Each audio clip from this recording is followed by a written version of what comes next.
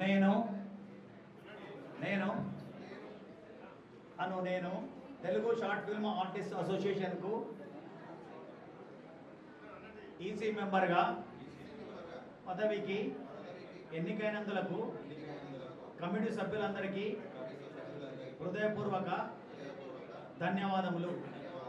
Association నిర్వహించు ప్రతి కళాత్మక కార్యక్రమాల్లో నిస్వార్థంగా నిజాయితీగా వ్యవహరించి మన అసోసియేషన్ అభివృద్ధికి ఎల్లవేళలా తోడ్పడతానని ఆ కళామ తల్లిపై త్రికరణ శుద్ధిగా ప్రమాణం చేయుచున్నాము.